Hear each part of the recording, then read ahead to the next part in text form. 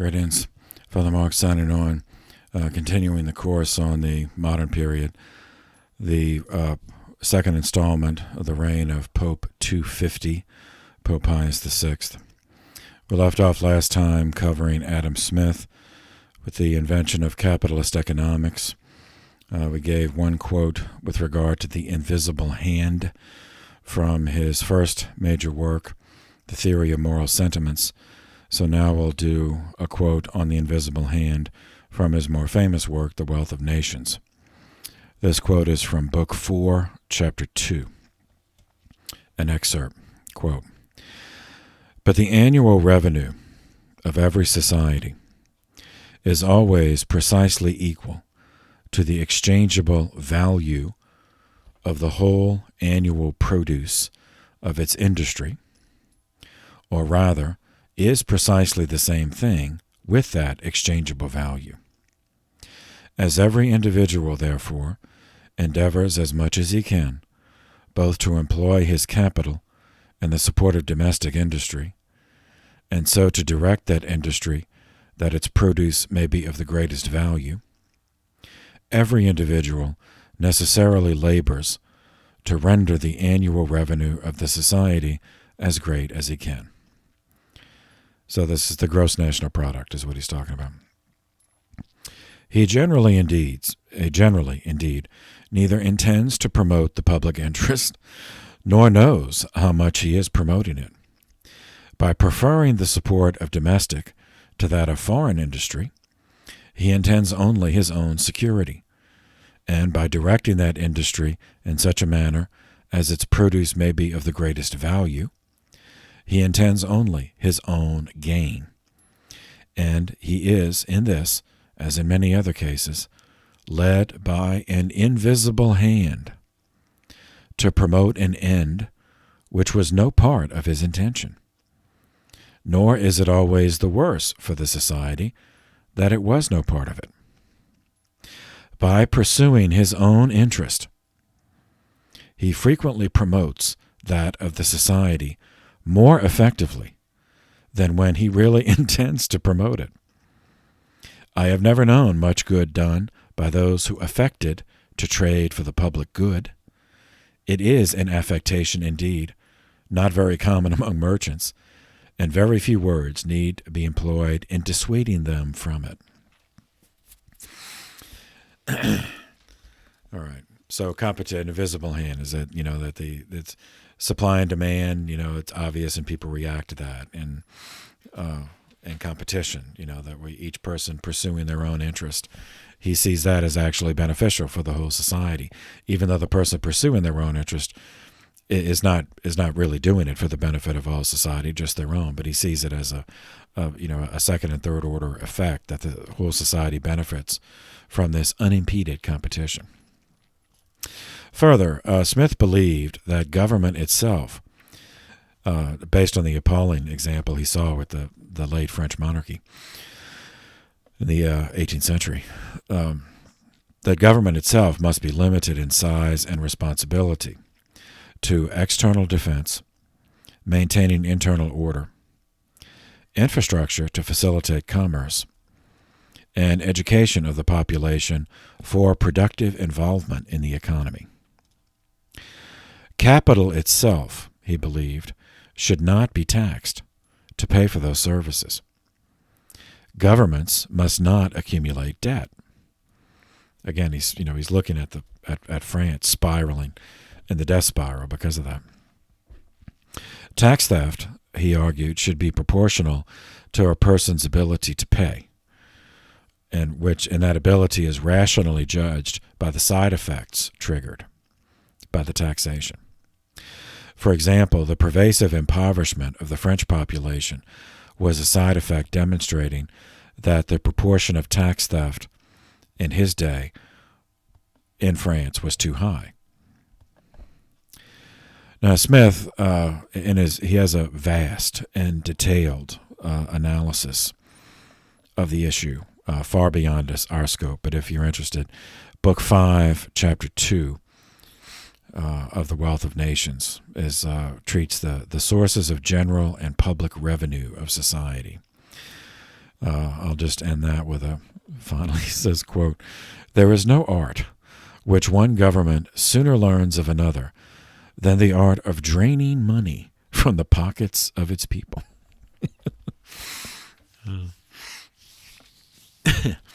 All right. Pope Pius VI was the last pope of the Enlightenment, the period of the exaltation of reason as a protection from faith. As we'll see, the rationalist ideologies that replaced religion were far more destructive in terms of warfare and carnage than any of the wars of religion. The essential lesson to extract, as I said in the last in part one, is that the wars of religion were never actually about religion. They were triggered by elites with political objectives, manipulating the larger population to fight for them by presenting their cause in religious terms. So in other words, us, the normal people, just being used. We know this because the pointless warfare continued long after anyone pretended that religion was a motive. The Enlightenment presents one case in which a movement was self-aware enough to name itself, during its own time, rather than other movements that are named by historians in retrospect. So that naming of the Enlightenment introduces us to Immanuel Kant, K-A-N-T. Kant was a hero of the movement of Enlightenment rationalism. He coined the slogan, the motto of the Enlightenment, Sapere aude, dare to know. The Protestant movement of the previous 2 centuries had elevated the individual conscience as the final source of authority. The rationalism of the Enlightenment retained that subjectivity, but removed the Protestant assertion of Scripture alone, and instead substituted it with reason alone. The trap was that reason, severed from faith, has no objective standard of right and wrong. So one person's decision, arrived at through purportedly rational process, could not be proven better or worse than that asserted by another. For example, in the French Revolution to come, there were those claiming reason as their guide, asserted that the solution to the abuses of the monarchy, the French monarchy, was to modify it into a constitutional monarchy, as existed in England. Whereas others, also claiming reason as their guide, demanded that the monarchy be abolished and that the monarch be publicly executed as the only means of correcting the abuses of monarchy. Well, both claim to have arrived at those decisions rationally. So how do you tell which one is right and wrong if you don't have faith? So without the objective standard of faith, even the Protestant Scripture alone, they have, thou shalt not kill. All right, so that's an objective standard. But the rationalists got rid of that because the Bible, that's all mythology, so we can't believe that. But so without it, there's no criteria to judge, except, as we'll see in the French Revolution, whichever faction was strong enough to enforce their desire into action. They got their way. So you see, it's not that the rationalism was no more rational than the wars of religion were about religion. It was always about power, the accumulation of power, the assertion of power, the imposition of power. That's what it's always been about. All these other things are just excuses. Hence, that's what led to another cycle of generational warfare. As for this particular Enlightenment hero, Immanuel Kant was born on April 22nd, 1724, in Königsberg, which means King's Mountain. At the time, it was the capital of East Prussia. But now is in Russia. It's now Kaliningrad in Russia. It is on the Pregolia River at the head of the Vistula Lagoon, almost on the coast of the Black Sea. Well, the lagoon is in the coast of the Black Sea, but Königsberg or Kaliningrad is further. It's on the lagoon, but further inland. Emmanuel was the fourth of 9 children, born to Regina Reuter. She was the daughter of a harness maker of Nuremberg, and his father was Johann Georg Kant, who was also a harness maker, but he was from then Memel, which is now in Lithuania. The family was officially Lutheran, practicing the Pietist variation of the Lutheran movement, which was evangelical, emphasizing emotional conversion experience, accepting Jesus as your Lord and Savior, along with Bible study and small prayer groups. Kant was baptized as Emmanuel, spelled with an E at the beginning, but later in life, when he started publishing, changed the spelling to Emmanuel with an I. So if you look it up, and just like you'll sometimes see both spellings, and in this case, both are correct. Kant's working class family did have basic literacy, but they had no means of providing him with anything other than their trade to make a living, harness making. But he was fortunate to receive a better elementary and secondary education than his parents, owing to a Lutheran school operated by their Pietist sect, the Collegium Fridericianum, in Königsberg, where he attended from ages 8 through 15. In this period, at the Collegium, Kant learned Latin, which gave him access to the classics, which he enjoyed, but otherwise he was repelled by the emotionalism of the religious school. He never recovered from this reaction, and that shaped the rest of his life's work, emphasizing reason and personal autonomy against authority structures, and specifically against religious authority structures.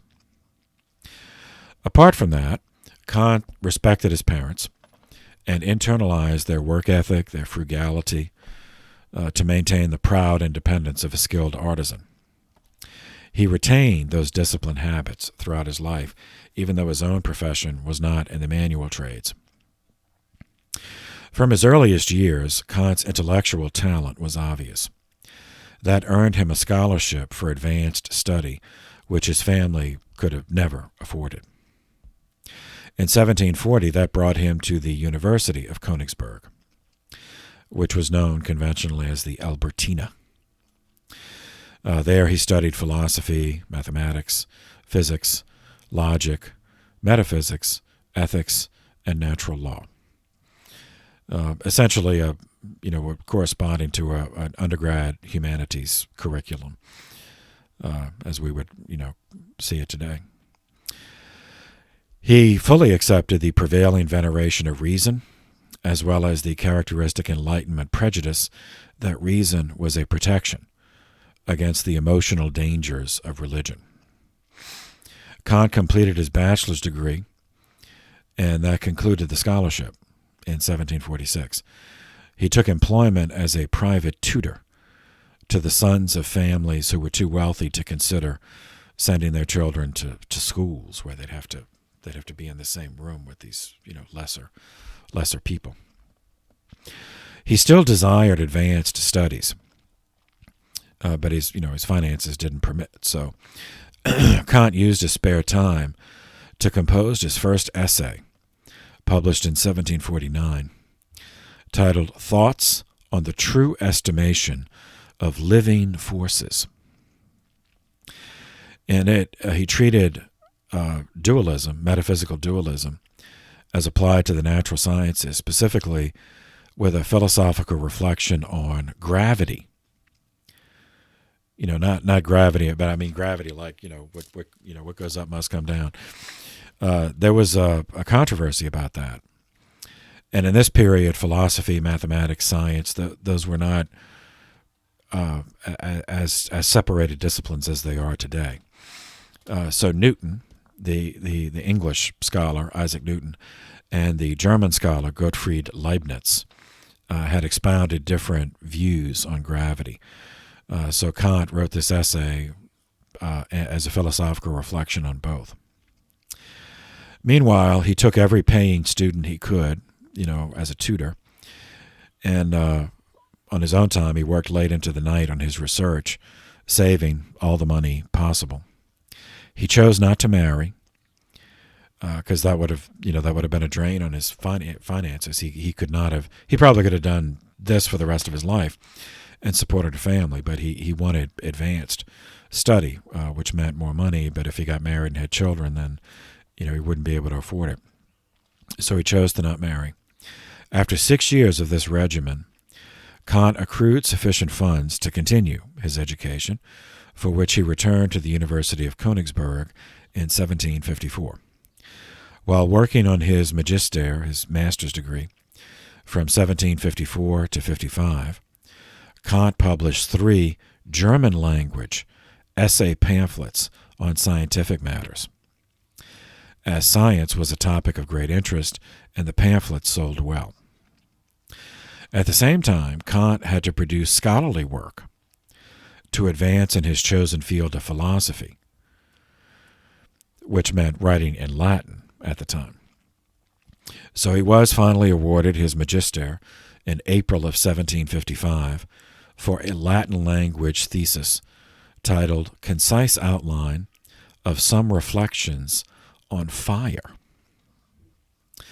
And in September of the same year, he published a second Latin language treatise titled New Elucidation of the First Principles of Metaphysical Cognition. And for that, the university awarded him a licentiate degree. In the usage of the day, a licentiate degree meant that Kant was authorized to teach courses at the university, but he was not paid by the university. This precarious situation made such teachers with a licentiate entirely dependent on billing students directly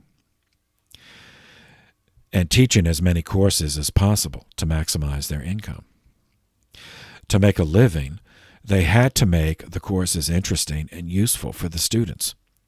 If not, the students would simply find another licentiate from whom to take, fulfill the course requirements. Now, because of Kant's views on religion, I don't like him, but to give him his due, he was never afraid of work. So he commenced a punishing schedule for the next 15 years, from 1755 to 1770, during which he taught, and every week he taught the following courses: logic, metaphysics, ethics, mathematics, physics, and physical geography, every week. At the same time, he longed for professional recognition as a scholar, which meant he'd have to get a doctorate, so he continued publishing essays, both of the popular variety in German to supplement his income, as well as academic, published in Latin, in hopes of being accepted for doctoral studies. He published 40 works in this period, now collected in 9 volumes. Both of his parents were deceased at this point. Only 3 of his siblings lived up until this period of his life. His parents had left a house and the workshop, which the siblings sold. Kant was entitled to a share, but he gave the inheritance to his siblings because they had their own families. But still, he was not wealthy. He could have used it, so that was, again, I have to give him, it was generous of him. He took a second job as a librarian at the university to buy a house for himself, eventually. Finally, his dream came true. In August of 1770, the university recognized his scholarly work, awarded him a doctorate for his Latin language dissertation titled Concerning the Form and Principles of the Sensible and Intelligible World. He was appointed to the salaried chair of logic and metaphysics. freeing him from the need of a second job, as well as from the popular pamphleteering. So this was analogous to getting tenure today. That's when he's made. He's got a regular income. But far from resting on his laurels, Kant expanded his teaching repertoire by offering lectures on anthropology, rational theology, pedagogy, natural rights, mineralogy, and the geometry of military fortifications. He continued this pace for the next 26 years until he retired at the age of 72. He died in Königsberg in 1804, 2 months before his 80th birthday. Why am I spending this time on him? Well, okay. One of his many essays was a popular piece written in German, translated into French, and later English, that self-consciously defined the time period he lived in and its pretensions, the Enlightenment. The context of the essay, characteristically, was an attack on the role of religion in public life. In April of 1783, a publication, the Berlin Monthly, ran an essay titled, quote, "Proposal, not to engage the clergy any longer when marriages are conducted." It was one of the editors, Johann Beister, Biester, and he invited replies. That was a conventional practice of the day to generate interest by journals with intellectual pretensions. One reply to the proposal was from a Lutheran minister, Reverend Johann Friedrich Zollner, Zollner. Lutheranism, recall, was the established church in the Kingdom of Prussia, so the Reverend Zollner was a government official. Naturally, he argued against the proposal, insisting on the value of clergy presence at marriages. Many others responded. Kant was one of them. And his agreed with the editor, of course, that clergy were not needed at marriages. His article was titled, quote, "Answering the question, what is enlightenment?" It was published in the December 1784 edition of the Berlin Monthly. Let's see.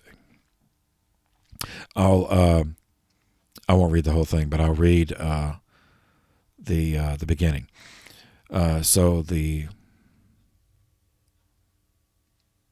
Enlightenment, Aufklärung in German, enlightenment is man's, this is Kant's words, and then enlightenment is man's release from his self-incurred tutelage. Tutelage is man's inability to make use of his understanding without direction from another. Self-incurred is this tutelage when its cause lies not in lack of reason, but in lack of resolution and courage to use it without direction of another. Sapere aude, dare to know, have courage to use your own reason. That is the motto of Aufklärung, of enlightenment. Laziness and cowardice are the reasons why so great a portion of mankind, after nature has long since discharged them from external direction, nevertheless remains under lifelong tutelage, and why it is so easy for others to set themselves up as their guardians. It is so easy not to be of age.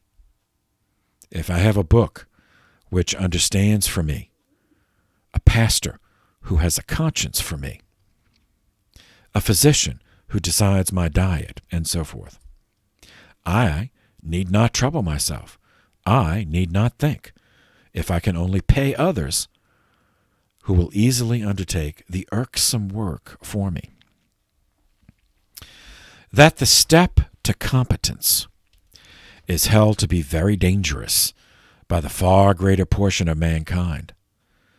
Quite apart from its being arduous, is seen to by those guardians who have so kindly assumed superintendence over them. After the guardians have first made their domestic cattle dumb, and have made sure that these placid creatures will not dare take a single step without the harness of the cart to which they are tethered, the guardians then show them the danger which threatens if they try to go alone. Actually, however, this danger is not so great, for by falling a few times, they will finally learn to walk alone. But an example of this failure makes them timid and ordinarily frightens them away from all further trials. For any single individual to work himself out of the life under tutelage, which has become almost his nature, is very difficult. He has come to be fond of his state, and he is for the present incapable of making use of his reason, for no one has ever let him try. New prejudices will serve as well as old ones to harness the great unthinking masses. For enlightenment, however, nothing is required but freedom. And indeed, the most harmless among all the things to which this term can be properly applied, it is the freedom to make public use of one's reason at every point. But I hear on all sides, do not argue. The officer says, do not argue, but drill. The tax collector, do not argue, but pay. The cleric, do not argue, but believe. Only one prince in the world says, argue as much as you will, and about what you will, but obey. Everywhere there is restriction on freedom. The public use of one's reason must always be free, and it alone can bring about enlightenment among men. The private use of reason, on the other hand, may often be very narrowly restricted, without particularly hindering the progress of enlightenment. By the public use of one's reason, I understand the use which a person makes of it as a scholar before the reading public. Private use, I call that which one may make of it in a particular civil post or office which is entrusted to him. Many affairs which are conducted in the interest of the community require a certain mechanism through which some members of the community must passively conduct themselves with an artificial unanimity, so that the government may direct them to public ends, or at least prevent them from destroying those ends. Here, argument is certainly not allowed. One must obey. But so far as a part of the mechanism regards himself, at the same time, as a member of the whole community, or of a society of world citizens, and thus in the role of a scholar who addresses the public through his writings, he certainly can argue without hurting the affairs for which he is in part responsible as a passive member. Thus, it would be ruinous for an officer in service to debate about the suitability or utility of a command given to him by a superior officer. He must obey. But the right to make remarks on errors in the military service and to lay them before the public for judgment cannot equitably be refused him as a scholar. The citizen cannot refuse to pay the taxes imposed on him. But the same person, nevertheless, does not act contrary to his duty as a citizen when, as a scholar, he publicly expresses his thoughts on the inappropriateness or even the injustices of these taxes. Likewise, a clergyman is obligated to make his sermon to the pupils in catechism and his congregation conform to the symbol of the church which he serves, for he has been accepted on that condition. But as a scholar, he has complete freedom, even the calling, to communicate to the public all his carefully tested and well-meaning thoughts on that which is erroneous in the faith, and to make suggestions for the better organization of the religious body and the church. In doing this, there is nothing that could be laid as a burden on his conscience. For what he teaches as a consequence of his office as a representative of the church, this he considers something about which he has not freedom to teach according to his own lights. It is something which he is appointed to propound at the dictation of and in the name of another. He will say, "Our church teaches this or that. Those are the proofs which the church adduces." He thus extracts all practical uses for his congregation from statutes to which he himself would not subscribe with full conviction, but to the enunciation of which he can very well pledge himself, because it is not impossible that truth lies hidden in them. But as a scholar, whose writings speak to his public, to the world, the clergyman, in the public use of his reason, enjoys an unlimited freedom to use his own reason to speak in his own person. That the guardian of the people in spiritual things should themselves be incompetent is an absurdity, which amounts to the eternalization of absurdities. All right, I'm gonna interject here. So this line of reasoning, seminarians, I forget where you are in your, which moral theology courses you've had, but this line of reasoning culminated in the often assumed contemporary theory of the double conscience, which is not church teaching, but I mean, it is the assertion that, for example, those in elected office are to confine their religious belief to personal practice, but conform their public actions to the general will, even if public actions are legally permissible that are repugnant to his or her religious beliefs. Now, it's not church teaching because, when we face our final judgment, as Matthew 25, Jesus revealed, he did not say, well, your public conscience is judged in this way and your private conscience is judged in that way. It is you. You are going to be judged, your actions. No. So, anyway, and of course the academic freedom argument. I mean, the many, heretics, even within the church have used that argument. Oh, well, I'm free to, express that. It all goes back to this. It's ego, it's pride, it's all that subjectivism. Okay, I'll finish the quote and then. All right, so back to the quote, skipping down. Quote, "Such contract, made to shut off all further enlightenment from the human race, is absolutely null and void, even if confirmed by the supreme power, by parliaments, and by the most ceremonious of peace treaties.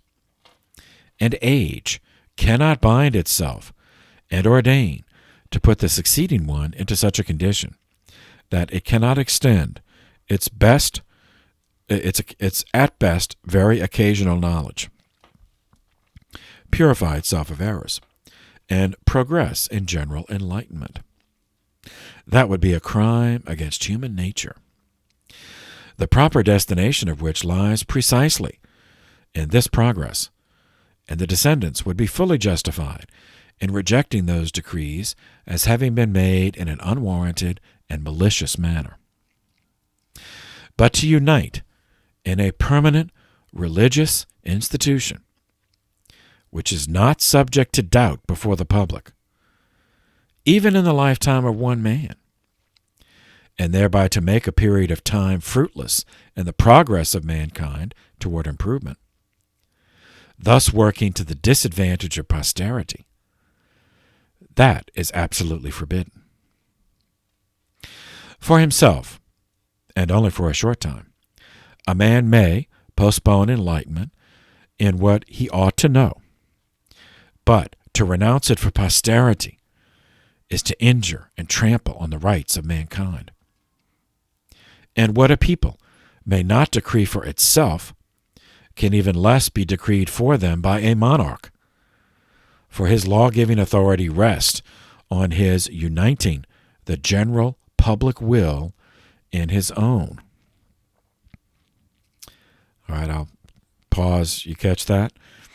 So his authority, his law-giving authority for Kant, is not based on divine right of kings, not based on his anointing as a king in church, but on his uniting the general public will in his own. All right, back to the. You see, this is all. So you see, the Enlightenment, it became, like the Protestant movement, which which spawned it. It became anti-authoritarian. It started as anti-clerical, anti-papal, but then expanded into being anti-authoritarian, including anti-aristocratic, anti-monarchical. All right, back to the quote. Far more does he injure his own majesty when he degrades his supreme power by supporting ecclesiastical despotism of some in his state over his other subjects. If we are asked, do we now live in an enlightened age? The answer is no. But we do live in an age of enlightenment. As things now stand, much is lacking, which prevents men from being, or easily becoming, capable of correctly using their own reason in religious matters, with assurance and free from outside direction. I have placed the main point of enlightenment, the escape of men from their self-incurred tutelage, chiefly in matters of religion, because our rulers have no interest in playing guardian with respect to the arts and sciences, and also because religious incompetence is not only the most harmful, but also the most degrading of all. But the manner of thinking of the head of a state who favors religious enlightenment goes farther, and he sees that there is no danger to his law-giving in allowing his subjects to make public use of their reason and to publish their thoughts on a better formulation of his legislation, and even their open-minded criticisms of the laws already made. Of this we have a shining example, where no monarch is superior to him we honor. Now that last, the monarch Kant's praising, of course, is his own king, because, Frederick II, Frederick the Great, King of Prussia. Frederick was a practitioner of enlightened despotism, which is the prideful conceit that absolute rulers, guided by reason alone, could create and impose a perfect society. So utopianism. Naturally, any member of the society who questioned the perfection offered was automatically a traitor, meriting the death penalty. That's what you do to traitors. So keep this in mind, as the French Revolution and the countless which followed routinely embraced this same conceit of creating a perfect society by force, along with the corollary that any who doubted the perfection were guilty of treason and had to be either imprisoned, tortured, or murdered. As Frederick the Great, the example Kant pointed to, was not Catholic, we'll instead take an example of this philosophy from a Catholic ruler who implemented it against the church, which brings us back to Austria. The Emperor Joseph II von Habsburg. He was the son of Maria Theresa and the Holy Roman Emperor Francis of Franz I. Joseph II was a passionate believer in enlightenment and enlightened despotism.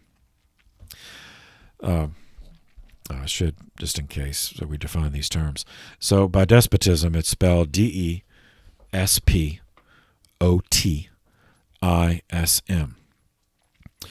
derived from a Greek term. The root, the despot, from the Greek word despotes, which means a master or one having power. So a despotism is the rule by a master, whatever his title, meaning master and servant. Like he's the master, everyone else who's not the master is the servant. Since Joseph was able to implement his reforms at a multinational level, because the Habsburg Empire covered multiple countries, his program is given his name for him, Josephinism. It consisted of centralizing all political power in himself, central management of the economy, subordination of the church into a department of state, and a government of maximum efficiency. And it would be so because it was ordered by reason. The Enlightenment despots, there were many, Frederick the Great, Catherine the Great, Joseph II, and others, they differentiated themselves from dictators, which is actually what they were, just dictators. But they pretended there was something else, that they were higher, by posturing as advocates for humanitarian ends. And, again, I don't like them because they turned on the church, but any just historical assessment must give many of them credit for doing that. For example, Joseph II, he eliminated the death penalty in his realms. He also eliminated the use of torture in judicial proceedings. Prior to that, in all the countries, and it remained in other countries. This only affected his realm, but prior to that, evidence obtained through torture was admissible in court. So he eliminated that. Also, he was a patron of the arts, most famously Mozart and the young Beethoven. Any movie fans, if you remember the movie Amadeus about Mozart, the king that he most dealt with, that was Joseph II. Now, the actor portrayed him as kind of a good-natured buffoon, and Joseph was certainly not a buffoon, so that was not really an accurate portrayal. But anyway, he was a patron of Mozart and the arts in general. And the young Beethoven went to Beethoven was German, but he went to Austria he wanted Mozart to teach him, but Mozart was not temperamentally suited for that, to be a teacher. So instead, Beethoven apprenticed as a musician to Haydn, and then made history in his own way. But more specifically for our purposes, Joseph II began dismantling the elaborate machinery of medieval feudalism, including the many privileges and exemptions of the aristocracy. On November 1st, 1781, he abolished serfdom, which is the foundation of feudalism. This meant legally it reversed the position of the serfs. So by abolishing serfdom, it meant that lords could no longer deny serfs freedom of movement, could not impose corporal punishment on them, could no longer decide whom they would marry, and could no longer choose their occupation. So freed the serfs. And without that, there's no feudalism. Further, Joseph allowed serfs the legal right to purchase land in their own name and pass it on by inheritance, through a will, that they could make a will that was considered a legal document, which was not the case in feudalism. for serfs, I mean. The most significant elements of Josephinism for our purposes were those directed against the church. Now, Joseph was a Catholic, and he never questioned any church theology. He never questioned the sacraments, so he wasn't one of those. Yet he regarded the privileged status of the church as much an obstacle to his enlightened despotism as the feudal aristocracy. And remember, because of the feudalism problem, most,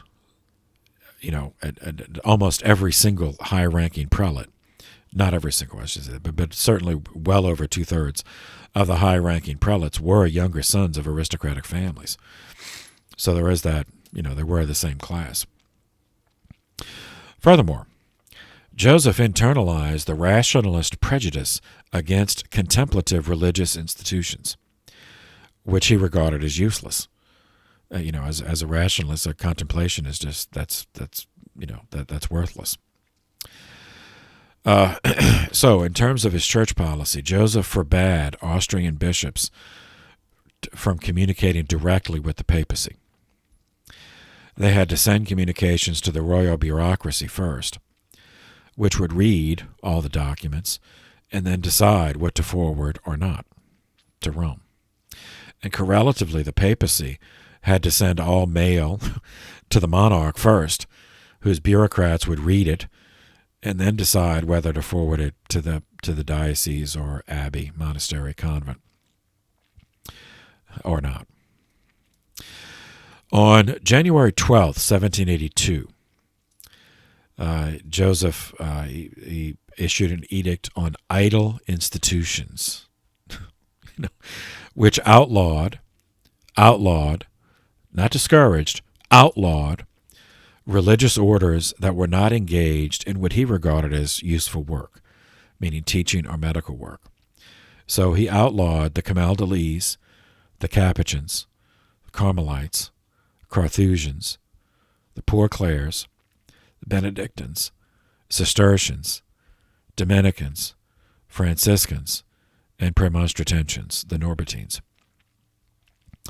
700 monasteries and convents were closed. And what do you think happened to the land that they owned? Yes, it was nationalized, which of course means stolen. And it amounted to 60 million florins worth of a theft, the heist. Essentially, this was expanding the policy already used in 1773 to outlaw the Jesuits and steal all of their property. Further, the formation of priests was taken away from the church. So seminarians, the church was not allowed to have its own independent seminaries. Joseph closed all of them and commanded that all candidates for the priesthood study at one of 6 general seminaries, 3 minor seminaries, 3 major seminaries, which, of course, had the deliberate consequence of giving government-appointed superintendents of those seminaries veto power over who would or would not be advanced to holy orders. In 1783, following the logic of Immanuel Kant, Joseph decreed that church marriage ceremonies would no longer be recognized by law. Only civil marriage contracts performed by magistrates of the state would be legally binding, and clergy could not be agents of the state in this. Now, he did not outlaw the sacrament of marriage, but he rendered it legally invisible. So couples who wished the sacrament of marriage had to first go through a civil marriage ceremony. And then, if they wished, they could arrange a sacramental marriage within the church, but that had no legal standing. In 1785, Joseph, by edict, by command, royal command, eliminated all musical litanies, novenas, octaves, public devotions, processions, etc., basically all public devotional practices. Now, while he never questioned the sacramental theology of the church, he did have the Enlightenment rationalist contempt for emotionalism, and he regarded traditional Catholic devotions as vestiges of medieval superstition, so he outlawed them in public. In 1785, same year, revealing the political nationalism motivating this ecclesial policy, Joseph commanded that German replace Latin as the official language of administration. So Pope Pius VI, what did he do? Well, as this was going on, as early as 1782, Pius VI left Rome and he traveled to Vienna for a personal meeting with Joseph, hoping to, ideally eliminate, but or mitigate as much as possible these anti-Catholic policies. So Josephinism was Anglicanism in all but name, and also sacramental content. So he never tried to change that. But as far as management, it was just nationalizing the church. Joseph politely received the Pope, put on a big ceremony, a welcome, and dinners and all that. But no changes were made. Joseph was the first Habsburg ruler in all of its long history to be truly disloyal to the Catholic Church. The French Revolution and the generational war it triggered changed everything after Joseph's death. But the policy of government interference with, theft from, and attempts to control the church would return. Before leaving Joseph, here's one example of his thinking in his own words.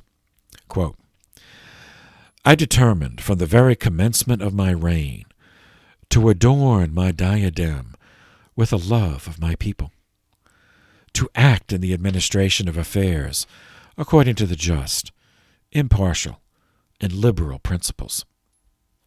Consequently, I granted toleration and removed the yoke which had oppressed the Protestants for centuries.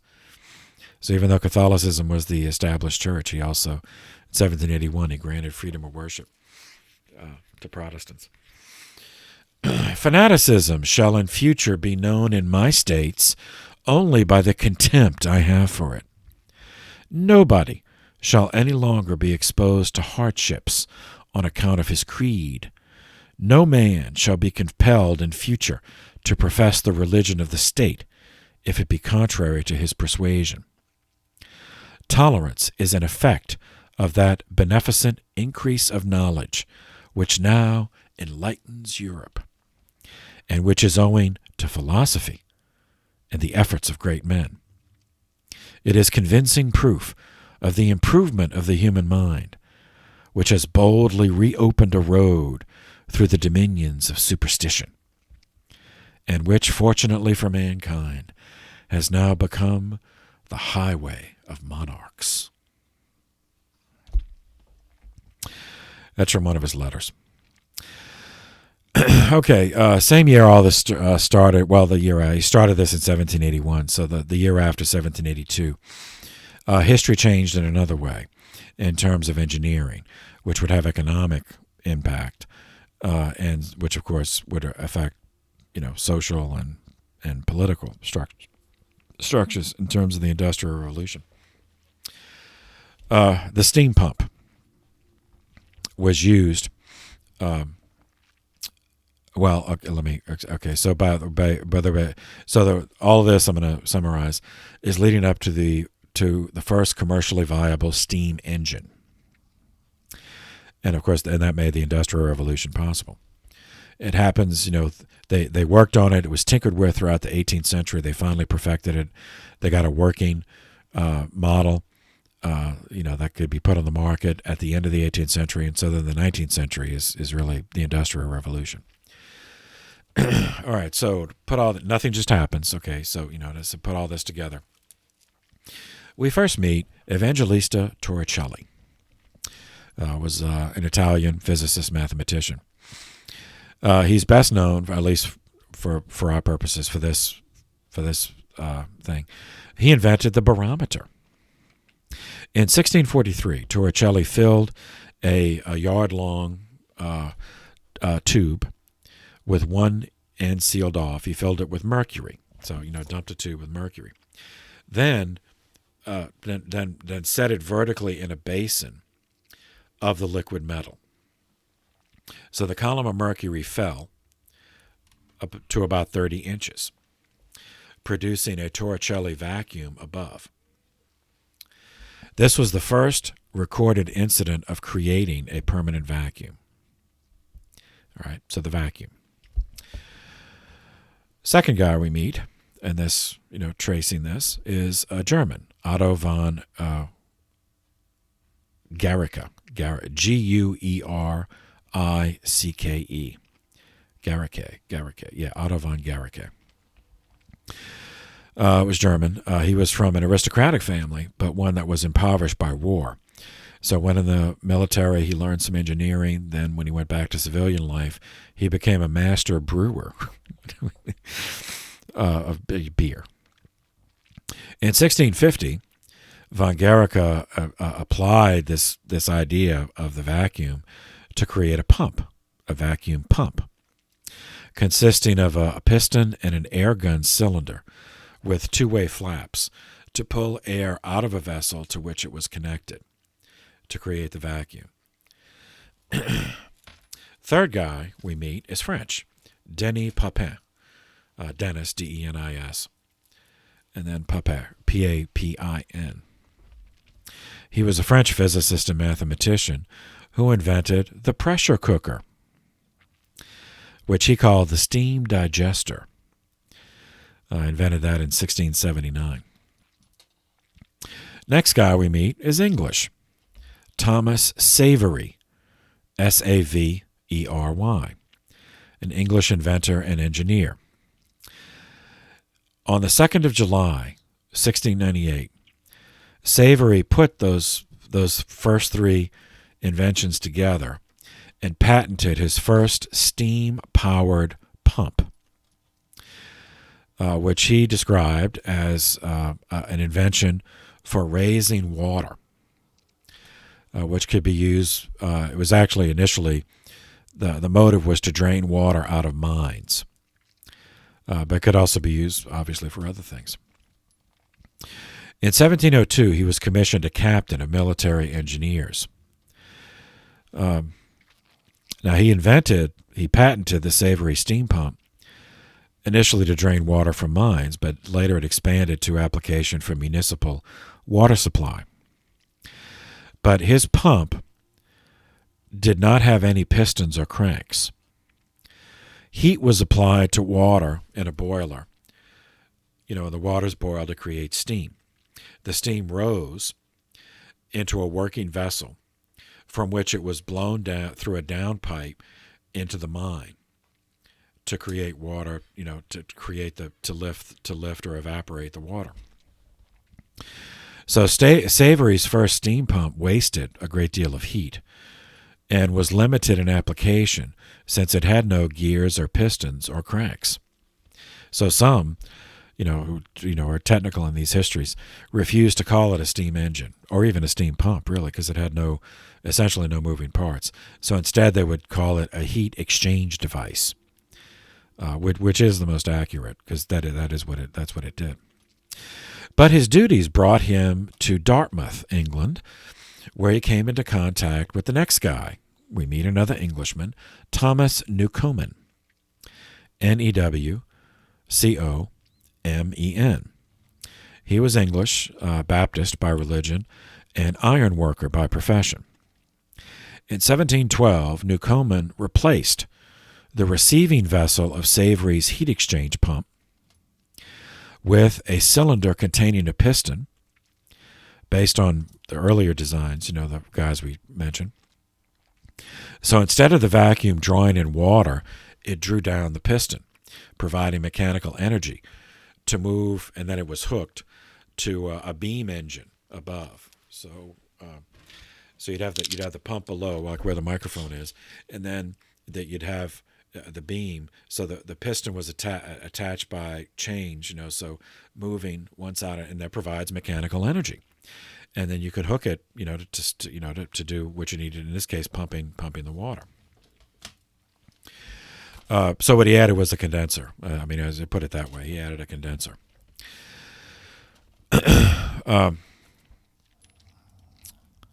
right.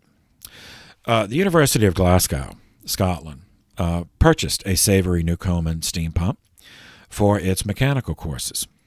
By 1763, it was malfunctioning, because things break. So the faculty hired a local instrument maker named James Watt to repair it, and thereby changed history. James Watt was a Scottish inventor, instrument maker by profession. He did it. He did the job. He repaired the Newcomen engine, but he noticed its inefficiency in terms of wasted heat and therefore dissipation of potential mechanical energy. Over the next 12 years, he tinkered with it. I mean, he had to make a living. He was doing other work. He had to make a living, so this was like in his spare time. He experimented with improvements, and he synthesized with previous developments that we already mentioned to create the first true steam engine, or more properly described as double-acting, steam-powered, rotary pump. The power cylinder filled with steam. Watt added a second cylinder, the condenser, allowing the steam to flow into it to be condensed, which drew the steam from the main cylinder. That provided the mechanical energy for the power stroke of the movement of the cylinder. The condensing cylinder was water cooled to keep the steam condensing. At the end of the power stroke, the valve closed, so the power cylinder could be filled with steam as the piston moved to the top. So the end result was the same cycle as the Newcomen design, but without any cooling of the power cylinder, which was immediately ready for another stroke. So it was the same idea, the back and forth. But with the Newcomen, the Savory Newcomen design, the piston was on one side, and there was just a weight on the other. So when the piston moved, then gravity would just bring it down. So Watt put the you have the heat making pump, then you have the condensers, then you have the cylinders, and they're actually on the ground and then connected by chain. So there would be the force, the mechanical force on both sides. Whereas with the Savory Newcomen, when the force was the piston was only on one side, gravity moving it down here, and then the heating process had to start all over again. So you're wasting that energy. But here you have the energy operating on both, So the same amount of fuel expended to create the heat, but double the amount of mechanical energy. All right. That, what I just described, was patented by Watt. His improvements on the Savory Newcomen pump was patented in 1776. It was ready for commercial sale by 1782. Watt attached shafts and gears to the steam-driven pump. So instead of just the beam engine like this, once he perfected the idea, of having mechanical energy on both sides, well, instead of just limiting to a rope, to a rope going up on each end, well, maybe you could put gears somewhere else, and you could have lateral movement. You'd have diagonal movement, and then you could hook it up to other things. So by adding, then it's just a geometry problem. But you have cogs, you have the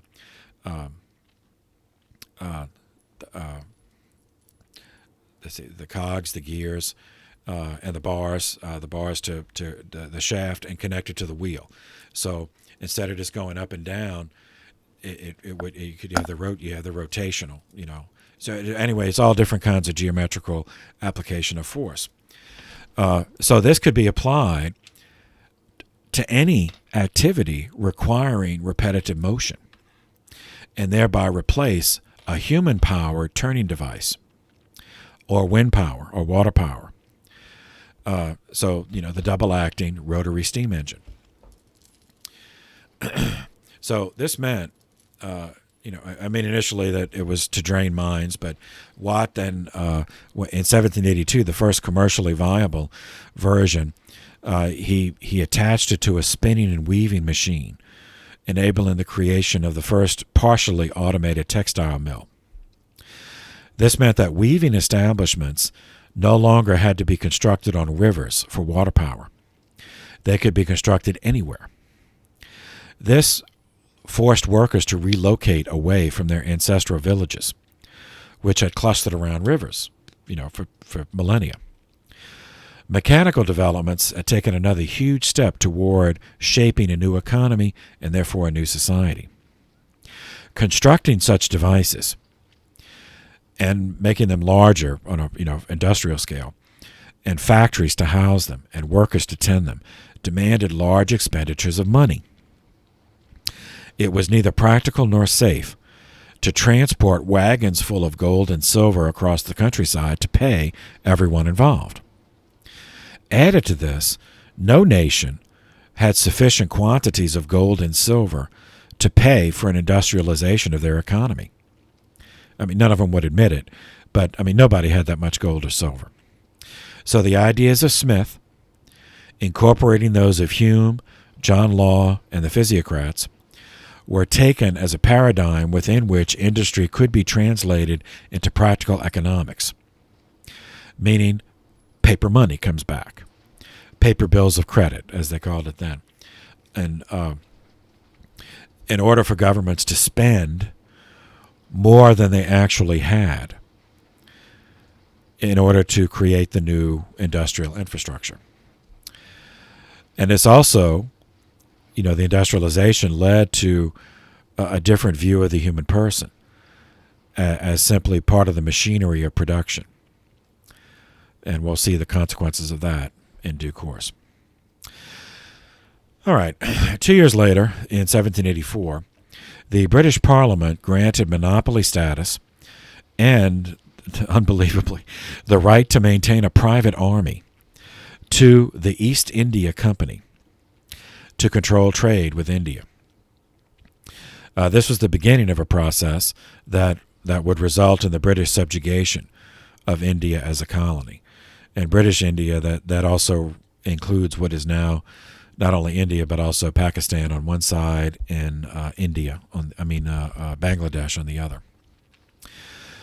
The material cost of conquering this vast territory was spread over generations and was deemed to be cost-effective because from India the British could extract precious gems, spices, rubber, and, in a baneful development, establish poppy plantations, a flower from which the drug opium was produced. So we'll see how that develops. Back to church history. A curious document was signed on August 25th, 1786, called the Punctation of M's. Right, not punctuation, although there is an analogous meaning, but the punctation, Punction,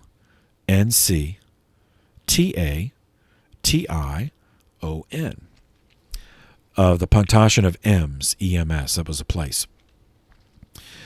It was signed by 4 archbishops. 3 were the archbishop electors in Germany of Mainz, Cologne, and Trier.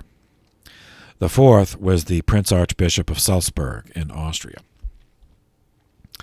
They wrote it to condemn the Pope and to put forward a new ecclesiology. All right, so the background of this. In February of 1785, Pope Pius VI created an apostolic nunciature in Bavaria, in Munich, which is the capital of Bavaria, southern Germany. A nunciature is an embassy, so like the Pope in his capacity as, head of state of the papal state opens an embassy in Bavaria. This was to represent the Holy See in the territories of Charles Theodore, who was the Duke of Bavaria, and he was the Elector Palatine. And he requested this. He asked to have an embassy in his territory.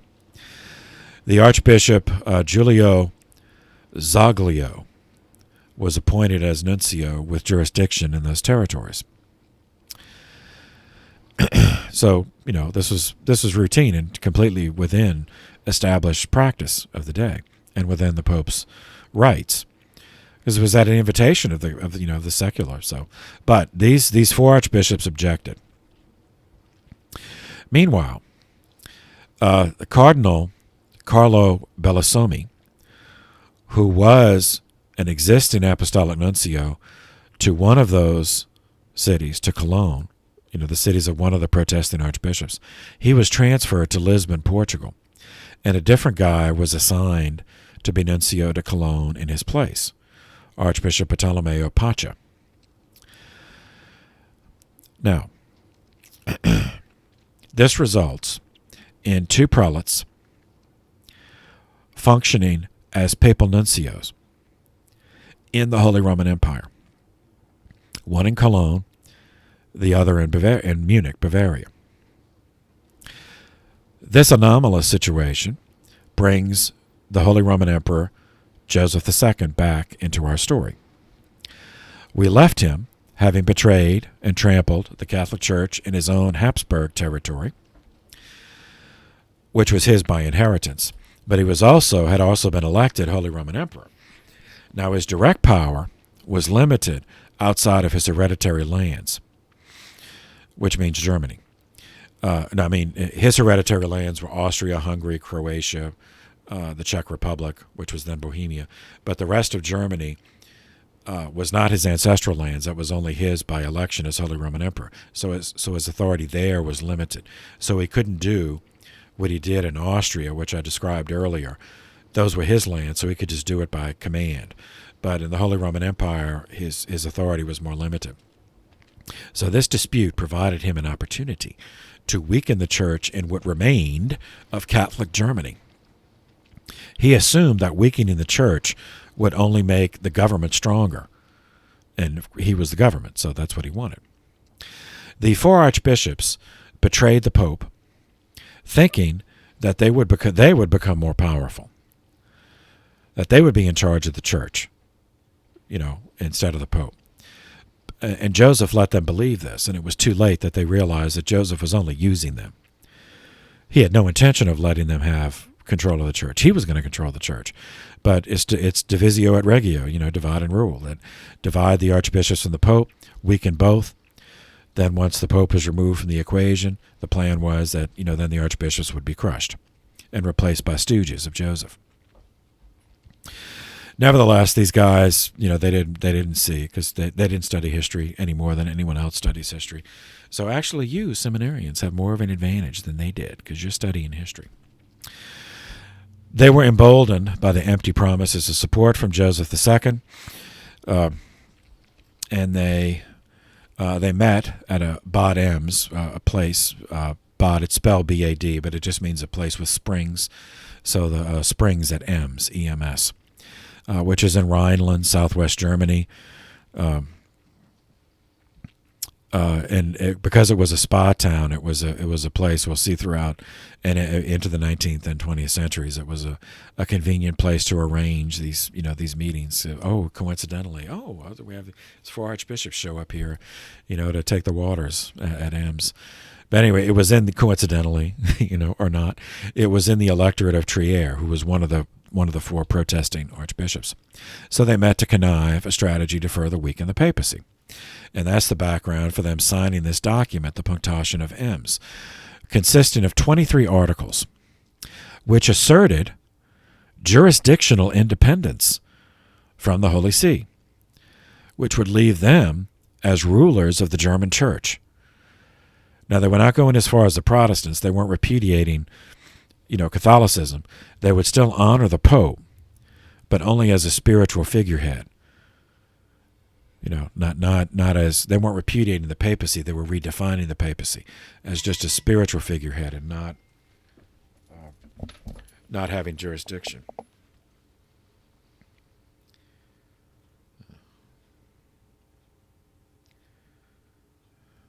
Okay. So they demanded in this Punctation closing all apostolic nunciatures in the Holy Roman Empire. That as Pope, since he's only a spiritual figurehead, he doesn't need embassies. They demanded an end of any appeals, any canonical appeals from any diocese or monastery or convent in Germany to Rome. That they, the archbishops, would be the senior prelates in Germany, so they would be the final recourse of appeal. All pontifical monasteries and convents in Germany must be subject to the bishop of their territory without any exemptions or privileges from Rome. All bishops, archbishops, abbots, and abbesses of ecclesial foundations in Germany must be residents in Germany. They asserted that bishops do not need faculties from the Holy See, as by ordination as bishops they have the fullness of the high priesthood.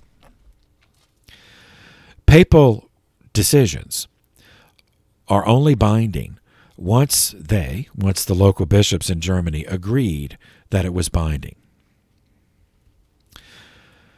Joseph II, of course, enthusiastically supported this punctation of Ems, which is a tissue of heresies. But many others in Germany did not, so there were still faithful Catholics around, including the secular rulers, some secular rulers, such as Charles Theodore of Bavaria, and many suffragan bishops who were not archbishops, and abbots. Many did support, not all, but many did support the Pope. So there's only half of Germany that's left Catholic after the Protestant movement, and this divided that half between two sides: the nationalist, with the archbishops, against the what would later be called the Ultramontanes, or those who were faithful to the Pope. This conflict went on until the French Revolution, and the wars it triggered forever changed Germany and ended the Holy Roman Empire. Napoleon ended the Holy Roman Empire, as we'll see, but that's in the reign of a future pope. Same year, September 1786, a synod met in Pistoia, Italy, Pistoia, which brings us to Tuscany. Tuscany is the part of Italy north of the Papal States and south of Lombardy. It was, well,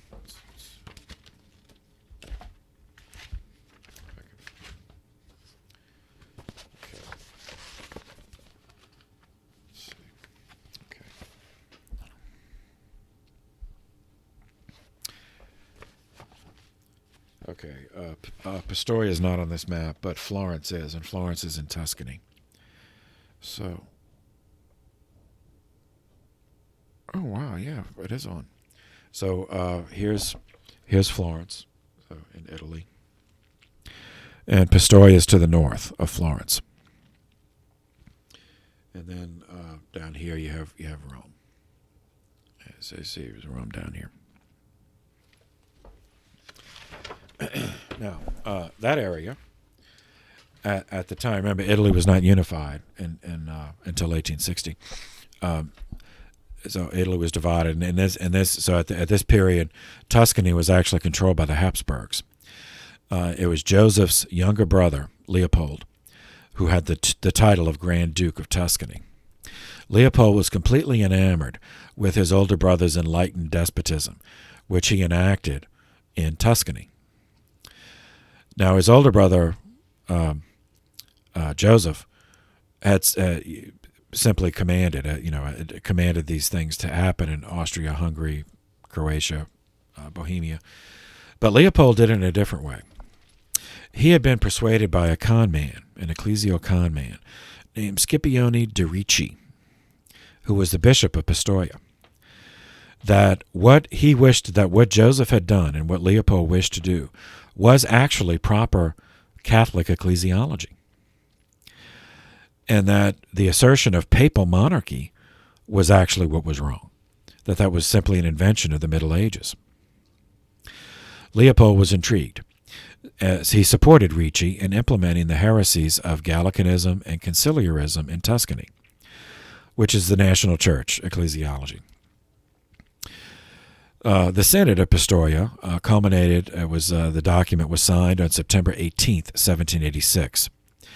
It adopted the four Gallican Articles, which is the French version of the national church heresy, and it legally eliminated the authority of the Holy See over the church in Tuscany, just as Joseph had done by edict in Austrian territory.